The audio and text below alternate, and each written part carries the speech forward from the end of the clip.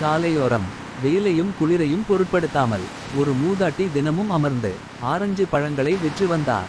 அந்த வழியாகவே தினமும் அலுவலகம் அத்தை, முடிந்து ஆரஞ்சு எவ்வளோ? ஒரு இளைஞன் ஒண்ணு வீடு 10 ரூபாய் சாமி. திரும்புவான். அவன் ஒண்ணு கொடுங்க. வழக்கமாக வாங்க சாமி. அந்த பாட்டியிடமிருந்து வாங்க சாமி. ஆரஞ்சு வாங்கி செல்வான்.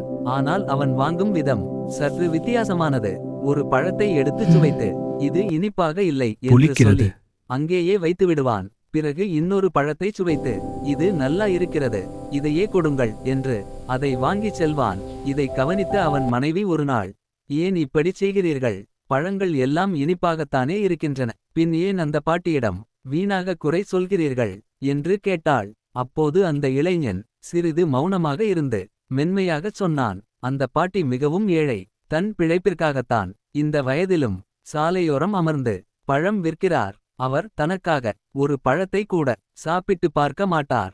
அதனால்தான் நான் ஒரு பழத்தை சுவைத்துவிட்டு புளிக்கிறது என்று சொல்லி அங்கேயே வைத்துச் செல்வேன். நான் சென்ற பிறகு அந்த பாட்டி அந்த பழத்தை சாப்பிடுவார். அவருக்கு தெரியாமல் அவருக்கு ஒரு பழமாவது கிடைக்கச் செய்வதற்காகவே இந்த சிறிய நாடகத்தை நான் தினமும் ஆடுகிறேன்.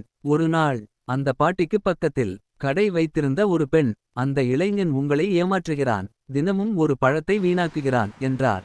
அதற்கு அந்த மூதாட்டி மனநிறைவு கொண்ட புன்னகையுடன் சொன்னார், எனக்கு தெரியும் அம்மா, அவன் ஏன் இப்படிச் செய்கிறான் என்று.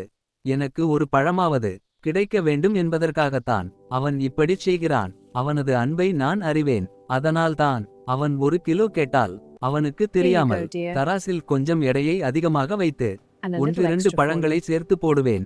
நீதி பகிர்ந்து உண்பவர்கள் ஒருபோதும் பசியால் வாடுவதில்லை.